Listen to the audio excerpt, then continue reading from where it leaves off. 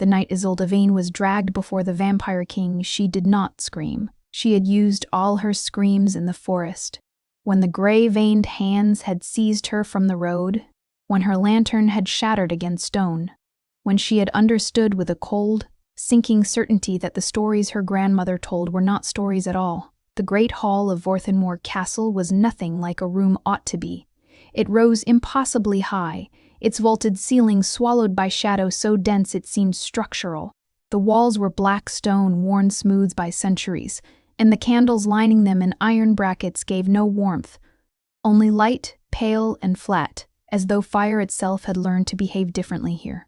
Isolde was on her knees before she had decided to kneel.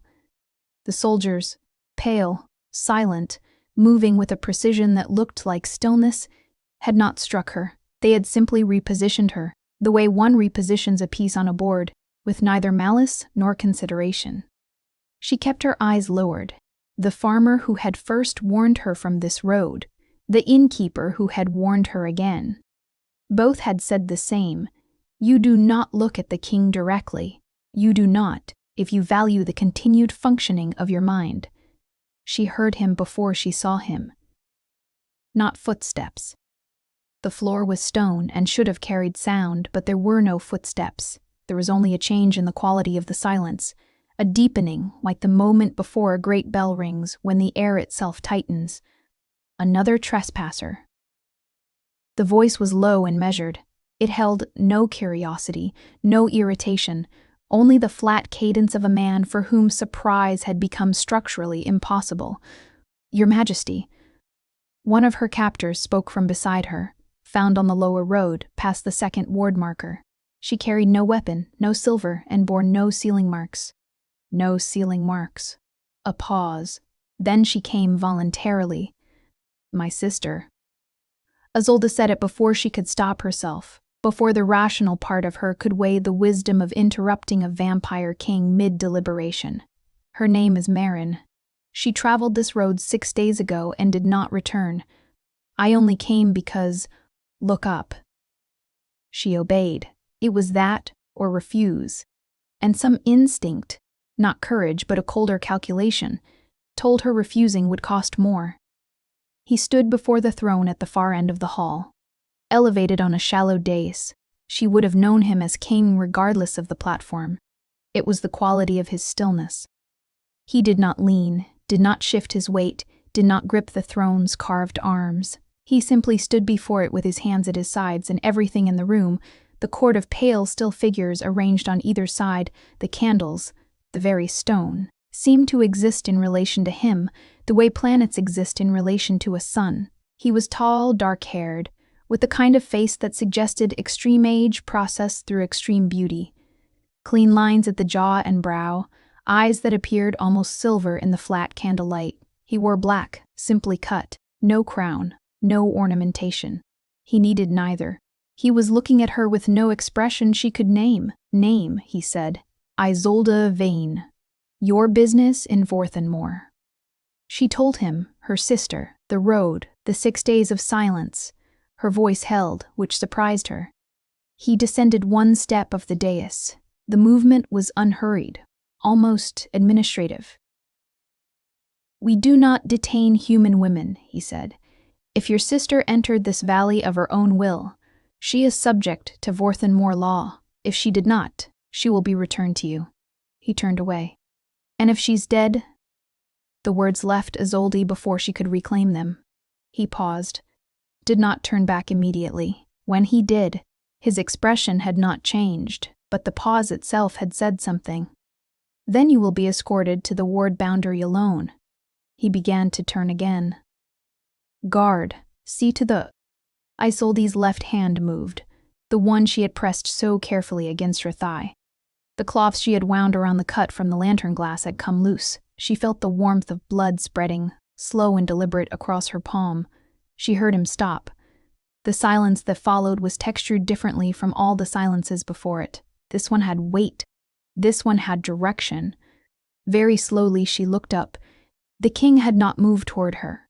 He stood exactly where he had stopped, in the center of the hall, mid-step, but his head had turned back, and his face was different now. The blankness had fractured along some invisible line, and what showed through was not hunger, not precisely. It was something older than hunger. It was recognition. His eyes, when they found her face, were no longer silver. They had gone fully dark, wide and fixed, with the quality of something vast suddenly encountering its own reflection. "What is your mother's name?" he said. His voice had changed. Not loud, quieter, if anything, but quieter the way a river is quiet before the waterfall, the stillness of gathered force. "Sura," Isolde said. Her heart was hammering now in earnest. "Sura Vane. Why, her mother before her. Alara. I don't understand. Her mother before her." The court had gone absolutely still. "I only know 4 generations," Isolde said. "My great-great-grandmother. Her name was Valdris," he said. Before she could finish, it was not a guess. He said it the way one says the name of someone present in the room. The silence that followed lasted a long moment. "Take her to the East Wing," the king said at last. His voice had returned to its flat register, but something below the flatness moved like current beneath ice. "She is not to be harmed. She is not to leave." He walked back to the throne and sat, and stared at the middle distance with an expression Isolde, from her place on the cold floor, could only read as a man who had thought something long buried and found it standing at his door. The East Wing was not a dungeon. Isolde had expected a dungeon. She had assembled herself for cold and damp and the particular degradation of chains, had mentally rehearsed the postures of endurance she would need. Instead, the soldiers led her up a wide staircase of pale stone and through a corridor lit by wall-mounted candles and glass shades, and deposited her in a room with a bed, a window, a writing desk, and a fireplace that was already lit. The window was barred. The door had no lock on the inside. But the room was not a cell. She sat on the edge of the bed and pressed the re-wrapped cloth tighter against her hand and tried to think. She had not found Maren. She did not know what Vorthenmore law meant for a human woman who had entered voluntarily, and she was not entirely sure Maren had entered voluntarily. She did not know what the king's behavior in the hall had meant, what Valdris meant, what her own blood had triggered. What she knew, she was alive. She was, apparently, not to be harmed. These were not the smallest of anchors. She slept badly and woke to grey light through the barred window and a tray left inside the door. Bread, hard cheese, a cup of something hot that turned out to be tea. She ate. She examined the room more carefully in daylight. She found a shelf of books, old ones, leather-spined, printed in a language she did not know. She found a small chest at the foot of the bed containing folded garments, plain and dark, that fit her approximately. No one came until the second evening. She was at the writing desk, having found a blank journal and a pen and begun recording everything she could remember, partly to organize her own thinking and partly because, if she did not return, she wanted something to exist that marked she had tried. When the door opened without a knock, she stood. The instinct was immediate, and she resented it. The king entered alone. He wore the same plain black, or something indistinguishable from it. He moved through the room with the particular economy of someone who has never needed to announce himself, stopping a measured distance from the desk. He looked at the journal, at the pen, at her face. "You write," he said. "I was trying to record what I remember." She kept her voice level, in case it becomes relevant to finding my sister. Something shifted in his expression. Not quite approval, and not quite its opposite, more like a recalibration. "Sit," he said, not unkindly, more in the manner of someone who has not yet decided whether to be kind. She sat. He remained standing, which she suspected was deliberate. "Your sister was not taken by force," he said. "She entered at the 3rd ward marker, which requires an act of conscious will. She is being held in the lower castle pending review of her status under the border agreements." "What does that mean? Review of her status?" "It means she is alive. It means the outcome depends on what she entered seeking." Isolde exhaled. The relief was physical. A loosening in her chest she had not known was clenched. "When can I see her?" "When the review is complete." He paused. "Several days, perhaps longer." She looked at her hands. "Then I will wait." He studied her for a moment with those pale eyes. In the firelight they were not silver, but a washed gray-blue and older than anything she had ever seen. "You knew the markers," he said. "You crossed them anyway." "Yes." "Why?" "I told you, my sister. There is more than one road into this valley."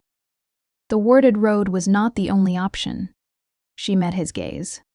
"The other roads take longer, and I didn't know if time was something I had." He was quiet for a moment. Not considering her answer, he had already processed it. He was doing something else, something she couldn't name, looking at her the way one looks at a landscape that is almost familiar. "The blood on your hand," he said. "The wound. Show me." A cold, thin caution moved through her. "Why?" "Because I am asking." There was no threat in it, no particular emphasis, only the flatness of someone for whom requests were rarely necessary. She unwrapped the cloth slowly. The cut was shallow, already beginning to close. A thin line across the heel of her palm, darker at the edges. He crossed to her in the time between one breath and the next. She had not seen him move. He was simply there, crouching before her chair, taking her hand with a grip that was impersonal and precise, and very careful, and looking at the wound. He did not touch the wound itself. He held her wrist, examined the cut, and for a moment his face was perfectly, unnervingly still. She could see his profile, the clean line of his jaw, the slight tension in the muscle there, the way his eyes had gone distant and inward. "This will not scar," he said. He released her hand and stood in one motion. "Keep it clean." He was at the door before she thought to speak. "Who is Valdris?" she asked. He stopped. His back was to her. One hand on the doorframe. "Someone who made a decision," he said, "that has been finding its way back to me for 400 years. He left. The door closed. The fire crackled and the candle on the desk burned lower, and Isolde sat with her hand in her lap and thought about 400 years, and what it might mean for someone to wait that long for something they did not want. On the third day, he came again. This time he brought a book. He did not announce its purpose. He set it on the desk without comment, and stood by the window, and Isolde, who had learned something in 3 days about the rhythms of his silences, let the quiet sit for a moment before she reached for it. The cover was plain. The pages were old enough to crinkle at the edges. The text was in the same unknown language as the shelf books, but interspersed with diagrams, a tree, branching and labeled, with names in a more legible script. "A genealogy. This is a bloodline record," she said. "It is." She turned the pages carefully, near what she had assumed was the back, but found was the middle, the book oriented to open from the opposite direction. She found a name she recognized. Valdris. Below it, branching down through generations, were other names, familiar shapes of surnames, and at the very end of the final branch, in ink that looked newer than the rest, not new but newer, 2 names. Marin Vane. Isolde Vane. She looked up. He was watching her from the window with his arms folded and his face arranged in that particular blankness she had begun to understand was not indifference but containment. "You already knew our names," she said, "before I told you." "I knew the line." He paused. "I did not know it had continued." "You thought it had died out." "I was informed it had died out." Something moved behind his eyes. Not quite anger. More like the memory of anger, long calcified, 300 years ago. "I was told the Valdris bloodline ended with her daughter's death in the northern provinces." Isolde set the book down carefully, though what she wanted to do was press it to her chest like a wound. "Someone lied to you." "Yes." The word fell flat and final. "Why?" she asked. He was quiet for long enough that she thought he might not answer. "Then, Valdris made a covenant with me, long before I was king, when I was something else.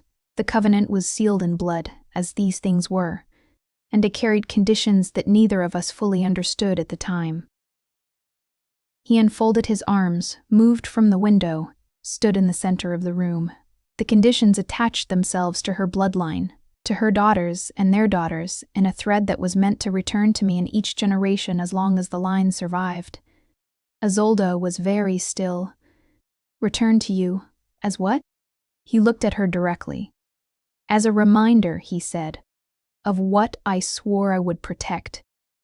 She thought of the hall. The way he had looked at her wound, the name he had said before she could. She thought of the east wing, the fire already lit, the food already arranged. You knew who I was the moment you smelled my blood, she said. I knew what you were. Is there a difference? He considered this with genuine deliberation, not hedging but actual thought. I have known the bloodline longer than I have known you, he said. What I recognized in the hall was the covenant. Who you are is something else. She looked at her name in ink, newer than the rest. Who wrote this? I did. In the last year. He paused. I had reason to believe the line might have continued despite what I was told. I began searching. And found us. I found records of your grandmother. I had not yet located her daughters. Isolde looked at the window. The light outside was the pale gray of a late winter afternoon, and beyond the bars she could see the dark line of the forest and, faintly, the shape of the mountains beyond it. The covenant, she said. What does it require of me? Another silence. Longer. Nothing, he said finally. The covenant runs between myself and the bloodline. What it requires of me is considerable.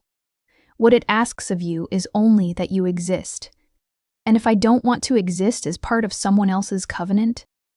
He made a sound, not quite a laugh, something less warm and more surprised, as though the concept had struck him at an unexpected angle. You may feel whatever you like about it, he said. The covenant does not ask permission. She thought of her sister in the lower castle.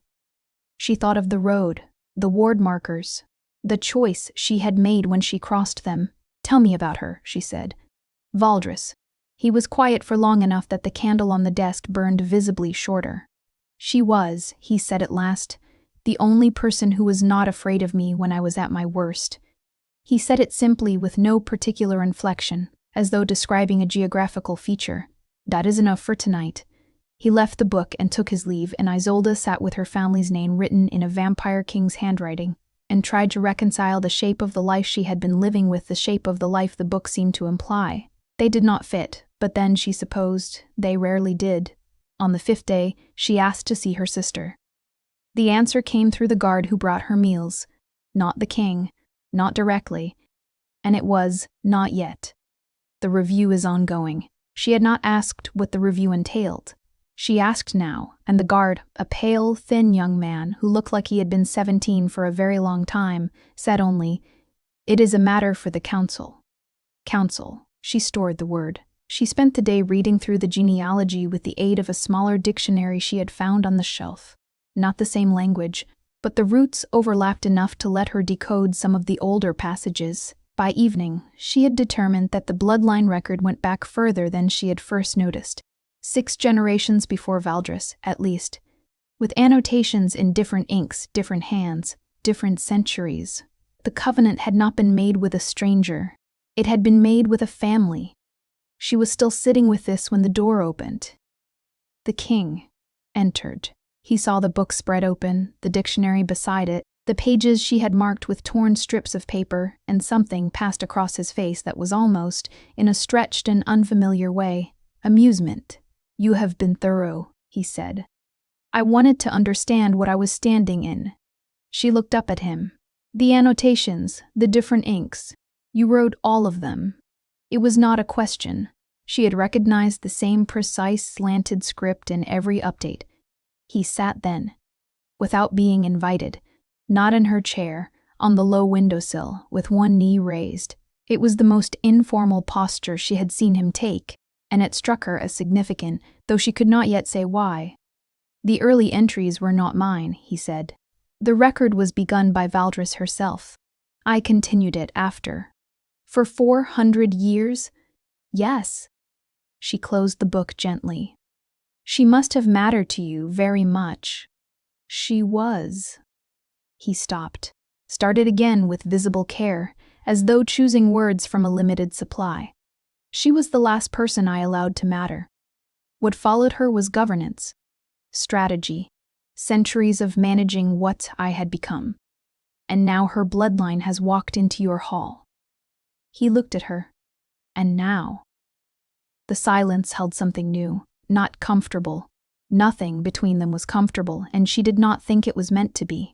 But it had a quality of mutual acknowledgement, the recognition of two people who have decided to be honest about the size of the thing they are dealing with. "May I see the wound?" he asked. Her hand went still on the book cover. "You asked that before." "I know. You looked at it and left." "Yes." His voice was even. "I was not ready then for what looking would entail." She turned her hand palm upward on the desk. The cut had nearly closed, a thin pink line, barely raised. He crossed to her. He stood beside the desk and took her hand in both of his, and this time he did not stop at looking. He touched the scar with the pad of his thumb, lightly, with a precision that suggested enormous care, the way one touches something very fragile that one has waited a very long time to touch. She heard his breath change. It was slight, the kind of alteration invisible to someone not paying attention. But she had been paying attention. She had learned to pay attention to him. His eyes had gone dark again, the way they had in the hall. Not the consuming darkness of the first night. Something more contained, more internal. His gaze went distant and focused simultaneously, and she understood that he was seeing something she could not see. A blood memory. She had read about them in the genealogy's annotations. She held very still. He stood at the desk with her hand in his, and his eyes fixed on something 4 centuries removed, and she watched his face move through expressions so controlled they were barely expressions. A tightening around the eyes, a tension in the jaw, something that might have been grief in a less guarded face. Then he came back. She saw the moment of return, the slight blink, the refocusing. He did not release her hand immediately. "What did you see?" she asked. He looked at her hand rather than her face. "A field," he said. "Rain." "A woman who looked." He stopped. His jaw tightened. "She looked like you." "Valdris." "Yes." "What was she doing?" "Standing in the rain." He was quiet for a moment, refusing to leave. I had told her to go. The covenant had been sealed. There was no reason for her to stay. She stood in the rain and refused. Isolde thought of a woman she had never met, standing in a field 400 years ago, refusing to be dismissed by the most powerful creature in the valley. "It sounds," she said carefully, "like a family trait." He looked at her then, really looked, with those returned to gray eyes that held 4 centuries of accumulated patience. "Yes," he said, "it does." He released her hand and stepped back. The moment closed like water over a stone. "The council has requested your formal presence," he said. His voice had returned to its administrative register. "In 2 days. It is not optional." "What does the council want with me?" "They want to determine what to do with you." "And what does that mean?" He was already at the door. "It means," he said, "that you will need to be careful, and that I will be present." He left before she could ask him whether his presence was a threat or a promise. She suspected, in the particular way she had developed for reading him, that he would have said it was neither. She suspected, in the same quiet way, that it was both. She found out about the suppression glamour by accident. The day before the council, she woke from what she had thought was a dream and found herself standing at the barred window with no memory of rising. Her left hand was pressed flat against the glass. The scar was warm. She told him when he came at dusk. He went very still. "You crossed the room in your sleep," he said. "I was standing at the window when I woke." "And the scar?"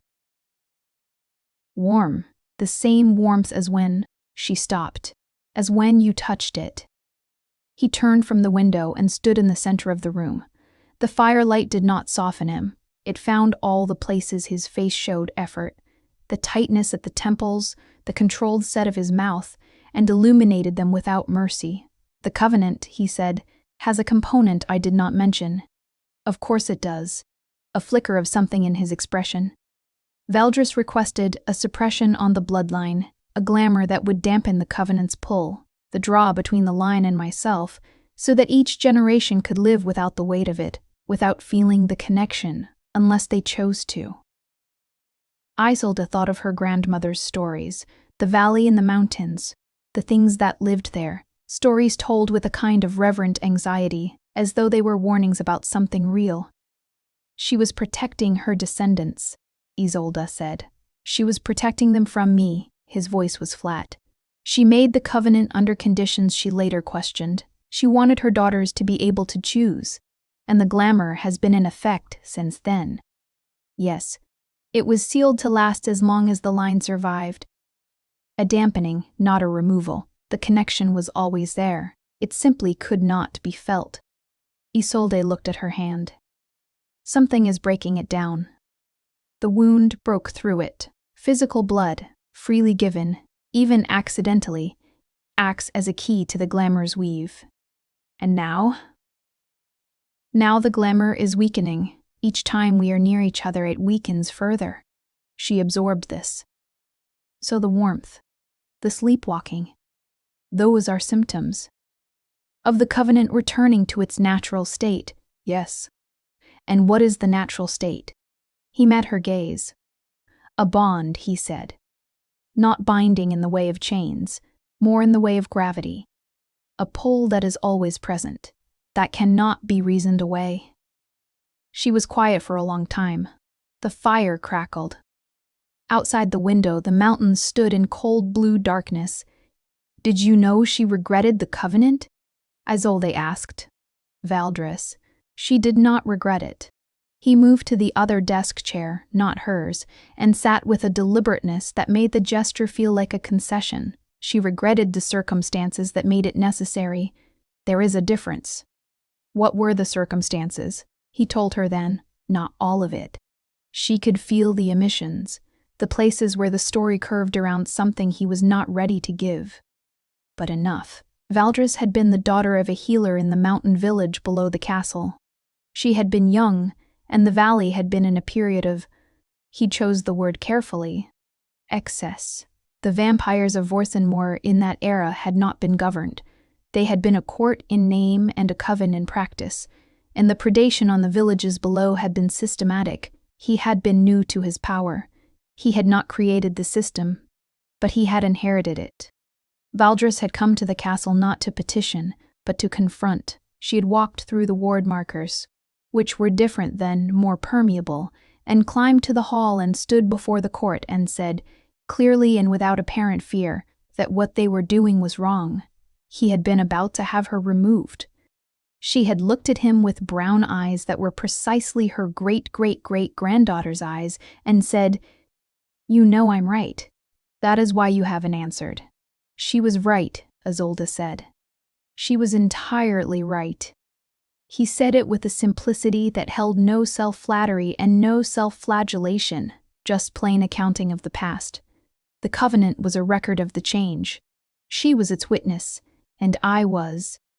He stopped. You were? I was unwilling to let her go. When the reform was complete, when there was no longer a reason for her to remain. He said it the way one says something that has been said before, in a private reckoning, many times. Without drama, because the drama had been exhausted long ago. Isolde understood then, with a clarity that felt like cold water, what she was inheriting. Not the covenant's demands, the weight of what it meant, what she represented to a man who had been sitting with his regret for 4 centuries. You couldn't keep her, she said. She was mortal. His voice did not change, and I had already done enough harm in the name of keeping things. The silence after this was long and full and very carefully not touched by either of them. Tomorrow, he said at last, rising. The council, I will come for you at dusk. What should I say to them? The truth. Only the truth.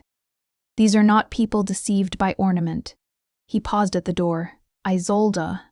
It was the first time he had used her given name. She looked up. What Valdris chose, he said, does not bind you.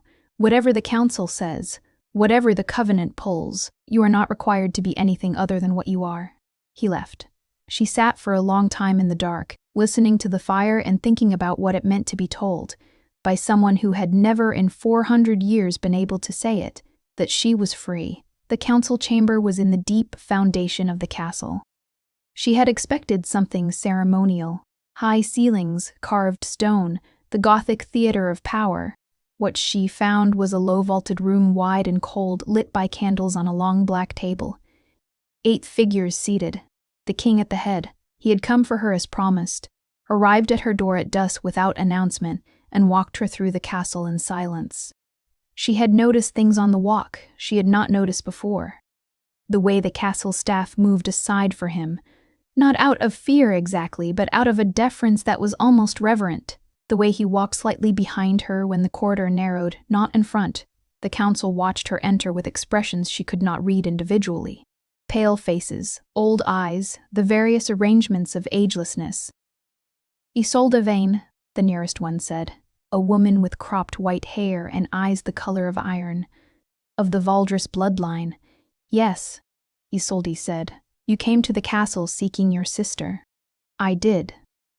The crossing of a ward marker by a bloodline descendant is irregular, the iron-eyed woman said. The word was careful in a way that suggested it was standing in for something more volatile. The covenant was sealed under conditions not revisited in 300 years. Your presence raises questions about its current status. Isolde looked at the king. He was watching the proceedings with a stillness that could have meant anything. I did not come to raise questions, she said. I came for my sister. Your sister, said another council member, older looking than the others, with a face like worn rock, crossed the ward marker 2 days before you did. She appeared to know it was warded. Isolde was quiet for a moment. Then, Marin knew about the valley? She appeared to know a great deal, including things that should not have been accessible outside this castle. Isolde thought of her grandmother's stories. The way Marin had always listened more carefully than she had. The way Marin had, 2 months ago, asked their grandmother a specific question. Not about the general valley stories, but about a name.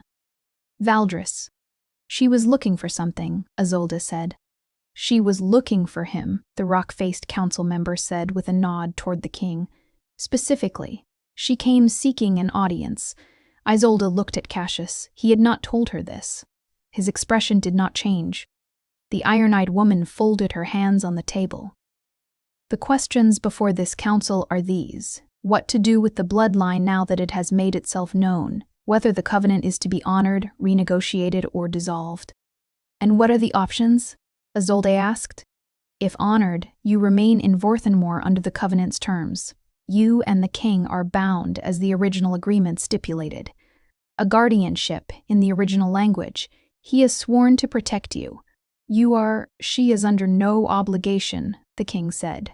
It was the first time he had spoken. His voice was quiet and absolute.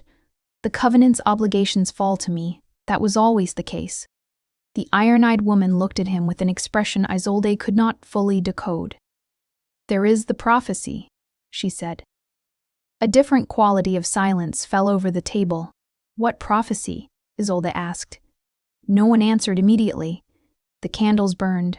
The cold of the foundation seeped through the stone floor. The bloodline record, the king said at last, contains a notation in Valdris's own hand.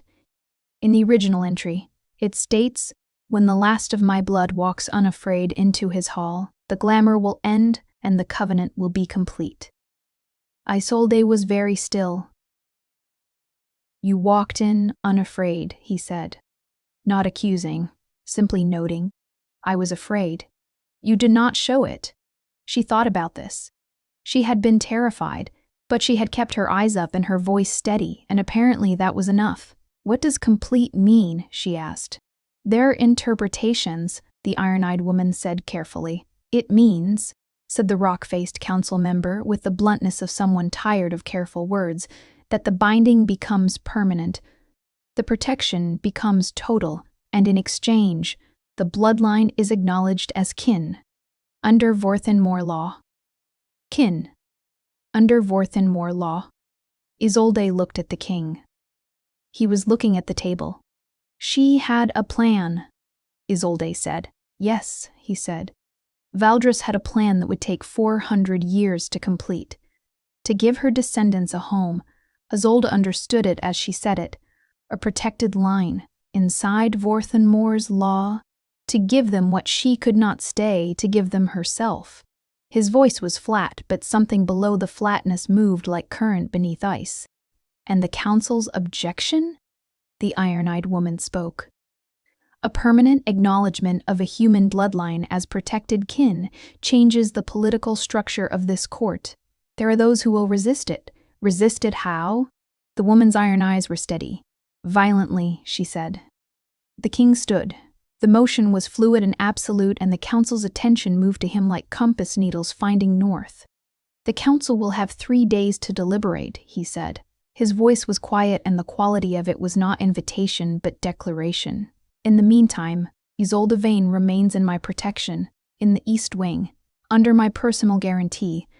He looked at the council with an expression she recognized, the expression of someone who has made a decision and is stating it, not opening it for discussion. Anyone who moves against her, moves against the covenant I have kept for 400 years, consider carefully whether that is a position you wish to take.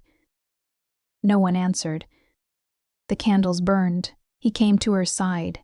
They walked out of the foundation together, and she did not ask him anything until they reached the East Wing corridor. You knew, she said. About Marin, about all of it. Not all. I suspected when the record suggested the line had survived. I did not know your sister had been seeking me until 2 days before you arrived, and you let me come in without telling me any of this. You had already crossed the ward, he said. There was nothing I could have told you before that would have changed your choice. She thought about it. He was right. She would have come regardless. 3 days, she said. 3 days. And after? He looked at her with gray eyes that held everything she had been learning to read and some things she had not yet found names for. After, he said, we will see what the council decides, and what you decide. They are not the same decision. No, he said quietly, they are not. On the second day, someone tried to kill her. It happened in the East Wing corridor between her room and the staircase she had begun to learn. She had been permitted to walk the East corridor unaccompanied, a concession she had not asked for, but the king had made without comment, arriving at her door to say only that she could move freely within the East Wing and that she should not go beyond the far staircase. She was returning from the East Library, a room she had discovered unlocked, full of books and languages she could not read, but whose illustrations told stories she was slowly assembling, when the sound reached her, not a footstep, a displacement of air fast and precise from the left. She dropped. Not out of training or skill, out of pure animal reaction, her body moving faster than her mind could parse the threat. The thing that passed over her head was not a weapon she recognized. It made no sound on impact with the wall ahead. But the stone where it struck fractured in a spiderwork pattern that radiated outward from the point of contact. She scrambled to her feet and ran. The corridor was long. The door to her room was too far. She was already moving toward the far staircase, the one she had been told not to pass, before she had consciously decided to, because the near end of the corridor was where the attacker had been. She was halfway down the far staircase when she ran into the king. He was coming up. At speed. Not the measured economy of motion she had seen from him. Fast, with an urgency that was nothing like his usual presentation. He caught her by both arms. She was gasping. She had not realized until she stopped moving. Someone in the east corridor, she said. Left side, he was already looking past her. Over her shoulder. His face had become something she had not seen before. Not empty, not controlled. Intent, focused to a point so fine it was almost frightening. Can you stand? He said. Yes. Do not move. He moved past her up the stairs with a speed that was its own kind of statement, and she held the stair rail and caught her breath and listened. Silence. Then, from above, a sound that was brief and conclusive, and she did not try to identify it. Then he returned, entirely unhurried. It has been addressed, he said. She looked at his hands. They were clean. Who? A council faction? Not the full council. His jaw was tight. 3 individuals who decided that removing you would simplify the deliberation. Simplify it by making it moot. He descended the last step to where she stood. He was very close. Closer than he had ever stood without the desk between them or the measured distance of conversation. She could see the precise arrangement of his face, the flatness that was not cold but compressed, holding something that wanted very much to be let out. "You are unhurt," he said. Not a question, but the register of it was different from his usual declarations. There was a framing to it, a relief that had been made to sound like a report. Yes, she was aware of her own heartbeat, aware with a clarity that was almost embarrassing of how close he was. They fractured the wall, whatever it was they used. It would not have been fatal, he said. It was meant to incapacitate. His voice was even. They intended to take you, which was somehow worse, she supposed, than the alternative. "Where is my sister?" she asked. It came out with more force than she intended. "If they can reach me here, what about your sister is in a part of the castle I control directly," he said. "She is safe. She has been safe since before you arrived. I want to see her, tomorrow. Today." He looked at her. The compressed thing behind his face was still present. She could see it in the exact stillness around his eyes, the way he was breathing, which was unnecessary for him, but which she had learned he did when he was managing something internal. "Today," he said. She exhaled. He did not step back. She did not step back. They stood on the landing in a silence that had changed quality over the course of their exchanges. This one not wary, not cautious, not polite. This one was the silence of 2 people who have been standing very close to a thing for some time and have now been startled into acknowledging it. "Cassius," she said. She had not used his name before. It arrived in the space between them with a quiet weight that neither of them acknowledged directly, but both of them registered. His eyes changed, not darkened, something more gradual. More like the shift from late afternoon to dusk. "You should not be walking the corridors alone," he said. "Not until after the council votes. Will you walk them with me?" A pause that held something she did not yet have the vocabulary for. "Yes," he said. He brought her to Marin. The room was in the lower castle's south quarter. Not in the deep foundation, but below the main floors, lit by the same pale candles. Marin was sitting at a desk not unlike Isolde's own, reading, with the air of someone who had arranged themselves comfortably inside an uncomfortable situation. When Isolde entered, Marin stood and they held each other for a long moment, and Isolde catalogued the familiar solidity of her sister's presence. Alive, unhurt, frustrated in the particular way that meant she had been making inquiries that had been politely refused. The king waited in the corridor. "You knew," Isolde said when she had pulled back far enough to see Marin's face. "I suspected." Marin drew her down to sit beside her. "Grandmother told me more than she told you. She was dying, Izzy, that last autumn. She told me the full story. The bloodline, the covenant, the valley. She told me the king had kept the record, that he had protected the line from a distance for centuries. She told you to come here. She told me the covenant was nearly complete, that if it was, we would have safety, protection, legal standing in a territory that has never acknowledged us." Marin's voice was dry. "Given what has been happening in the eastern provinces, that is not a small thing." Isolde thought of the land she had traveled through to reach the valley, the roads full of displaced people, the burned villages, the expansion of territory that did not recognize the old boundary agreements. "She planned this," Isolde said. "Grandmother, not just Valdris. It was passed down." Marin looked at her carefully. Mother knew too. She chose not to act on it. She thought we could manage on our own, and Grandmother thought otherwise. Grandmother met him once, when she was young, on the road below the castle. Marin paused. She said he was the most careful man she had ever met. Isolde was quiet for a moment. "Careful," she repeated. Her word. Marin studied her. "You've spoken with him." "Yes. And?" Isolde thought of a man sitting in a chair he had never sat in before, making it a concession, a man touching a wound with the care of someone who had been waiting 4 centuries for a thing to be real. A man saying, You are not required to be anything other than what you are. He is exactly what she said, Isolde said. She stayed with Marin for an hour. When she emerged into the corridor, the king was where she had left him, standing with his back to the wall, hands at his sides, waiting with the patience of someone for whom waiting had become a structural feature of existence. "Thank you," she said. He inclined his head and they began to walk back. They walked in silence through the lower corridors. It was different from the silences of the East Wing. Here the castle was older, the stone darker, the candles fewer. The corridor was narrow in places, and in those places they were close enough that she could have touched his arm without extending her elbow. She did not, but she was aware of the possibility in a way she had not been before. "The glamour," she said as they reached the wider passage. "Yes, I can feel it breaking down." He was quiet for a step. "I know. What does it feel like to you?" He was quiet for longer. "It feels like..." He stopped. "I have had a room in this castle since I came to power, a room I do not use because there is nothing in it I need. But I am always aware of it. I know where it is. I know where it is. And lately you cannot stop thinking about it." He looked at her.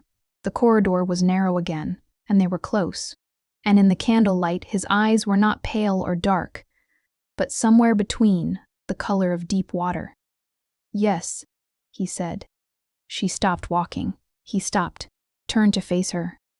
They were close. She had to look up slightly. He had to look down. And the awareness of the proximity was no longer abstract. "I want to understand what I'm choosing," she said. "If I choose to complete the covenant, I want to understand what it means. Not for the bloodline, for me." He was still, but it was a different stillness. Not the absence of motion, but the presence of attention.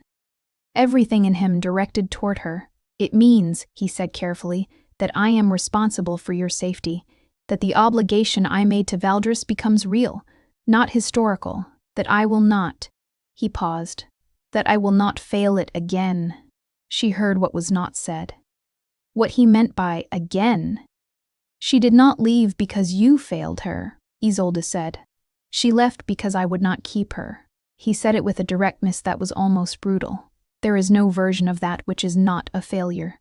She thought of a woman in a rainy field, refusing to move, standing her ground against someone who had all the power in the valley, and was, apparently, terrified of keeping things too close. "She left knowing the line would return," Isolde said. "Yes. So she trusted you to be ready when it did." He looked at her with those deep-water eyes and said nothing, and she realized this was not a perspective he had considered, or had allowed himself to consider. She reached out, slowly, deliberately, giving him every opportunity to step back. She touched the back of his hand with her fingertips. He went very still. "I am not Valdris," she said. "I am not a repayment of anything. I am Isolde Vane, and I crossed the ward markers because my sister needed me, and I have been here 12 days, and I am making my own decision." His hand turned. Slowly, his fingers closed over hers. It was not an embrace, it was not a kiss, it was 2 hands, and the suppression glamour thinned around them like morning fog, and she felt the covenant's pull for the first time as something real, not compulsion, not chain, but gravity, the kind that holds planets in their courses. "What is your decision?" he asked. "I haven't finished making it," she said. "But I'm not leaving." The council voted on the 3rd day. The result was not what the iron-eyed woman had hoped for. Isolde gathered this from the specific quality of that woman's silence at the conclusion of the session. It was not what the rock-faced man had feared, from the slight softening of his permanently worn expression. 5-3, in favor of honoring the covenant. The 3 who had voted against were not the same 3 who had sent someone into the east corridor. Those 3 had been dealt with by the king in the hours after the attack, and their absence from the chamber was notable. Isolde did not ask directly what had been done. She had an approximate understanding. After the council, he walked her not to the east wing but up. Past the east wing, past the main floors, up a narrow stair she had not yet found, to the tower. The tower room was small and circular and lined entirely with windows. Not barred, she noticed immediately. The glass was old and slightly warped, and through it the mountains were visible in all directions, dark peaks and the deep line of the forest below, and beyond it the patchwork of the valley's lower reaches. This was Valdris's room, he said. She stood at the window and looked out. You kept it. I kept it as she left it. For 2 centuries. He paused. Then I understood she was not returning, and I gave it another use. It has been a library of records, but I had them moved. Before I came? When I began to believe the line had survived.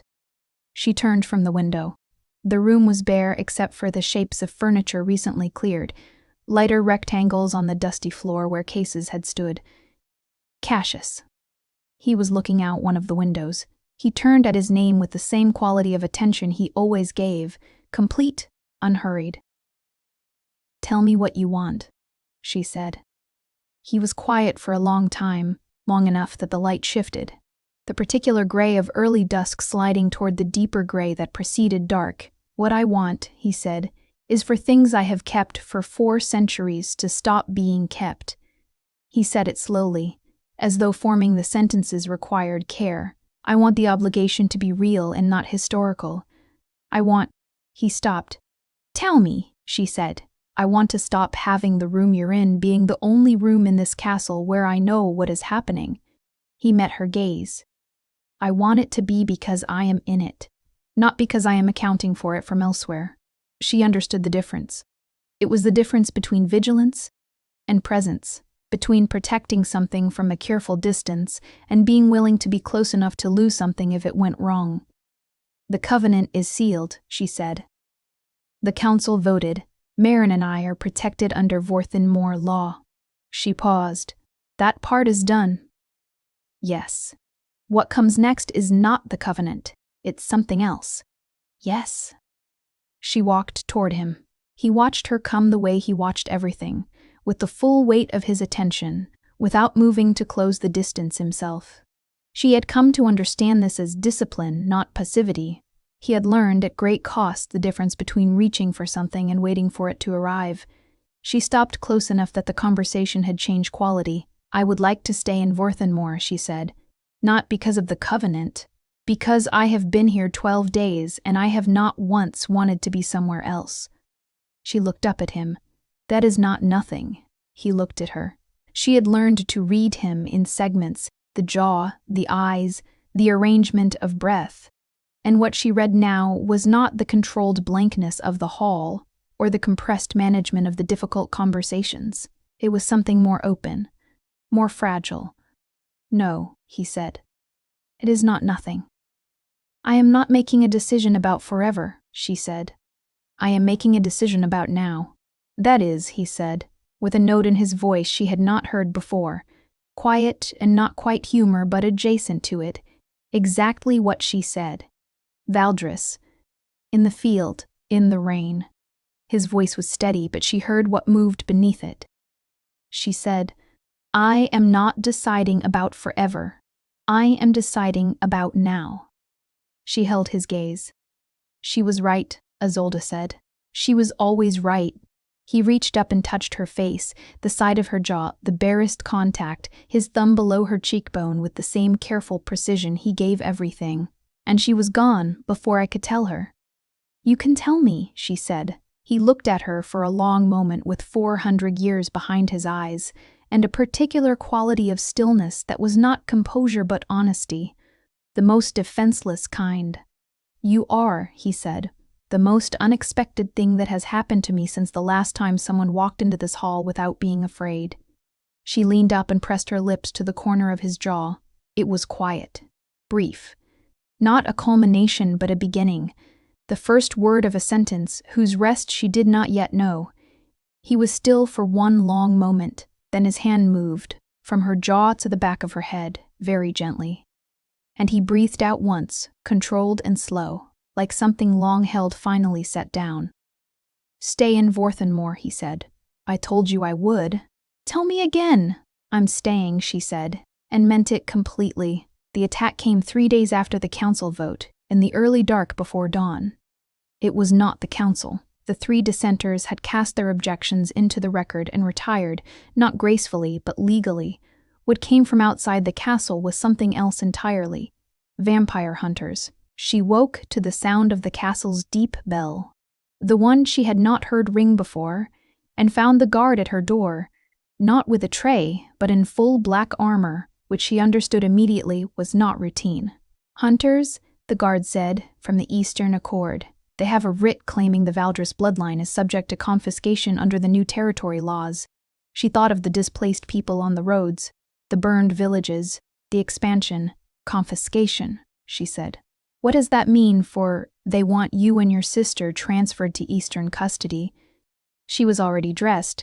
She had been sleeping lightly since the corridor incident. She followed the guard out.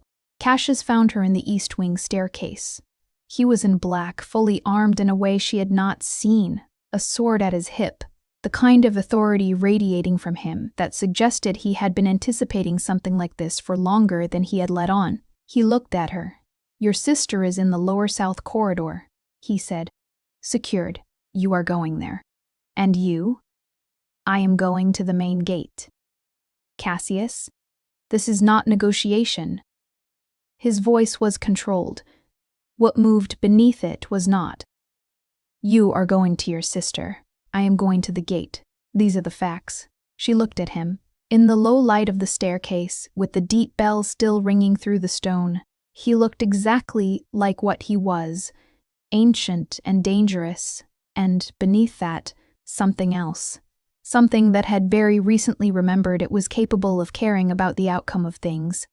Come back, she said. He looked at her with an expression she had no name for. She gave it one in the moment. It was the face of someone who had been told something they had spent a very long time not allowing themselves to want to hear. Yes, he said. He moved. She moved. The castle came alive around them in the darkness, and she ran through corridors she had learned in 12 days of walking them.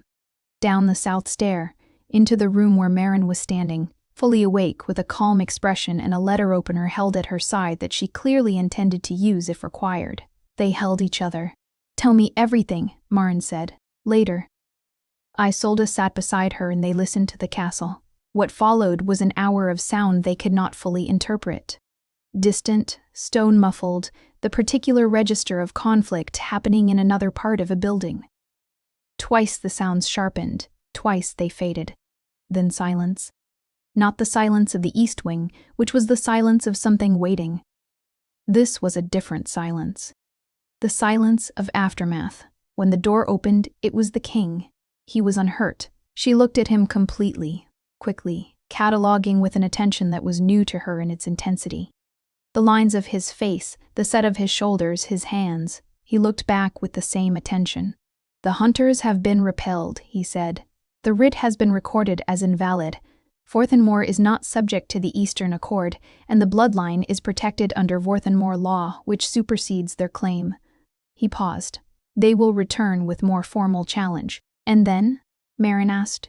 And then we will be more prepared. He looked at Isolde when he said it. The we was not the royal plural. Marin looked between them with the expression of someone cataloging a development she had been partially anticipating. You should know, Marin said to the king, with a directness that reminded Isolde powerfully of their grandmother, that if you hurt her, I will find a way to make your existence considerably more difficult. Cassius looked at Marin. Something in his expression shifted, not quite warmth, but the ancestor of it, the thing that, given sufficient time, might become warmth. I know, he said. You are very like someone I once knew. I know who you mean, Marin said. Grandmother told me. She looked at Isolde. Tell me everything later, Isolde agreed. The castle settled. The bell ceased.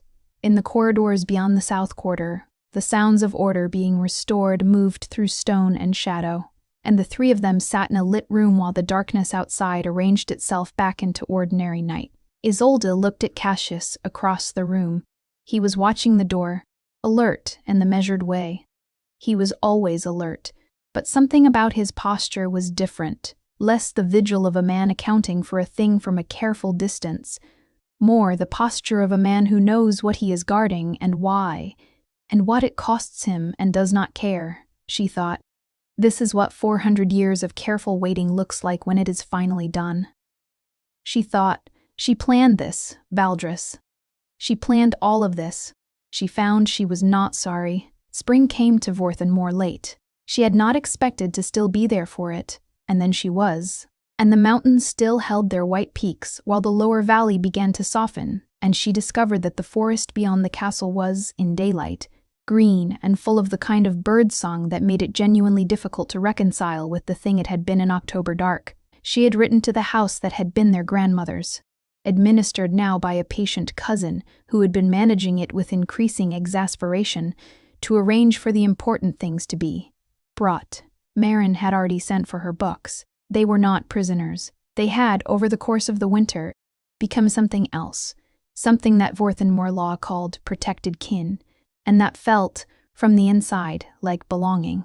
Marin had found the castle's archives useful for her historical research, and had settled into the East Library with an efficiency that suggested she had been looking for exactly this kind of resource, without knowing it. Isolde had found other things.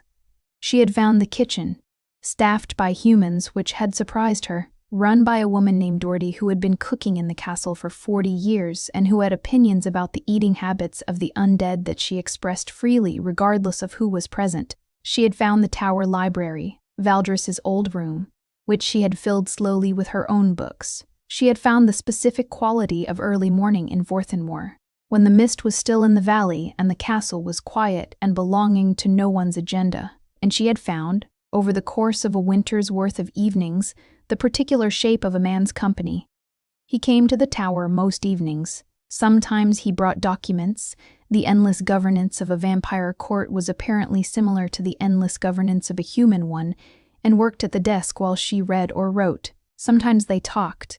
He had, over the months, unfolded himself in increments, the way a map is unfolded, slowly, with care, revealing more territory with each session.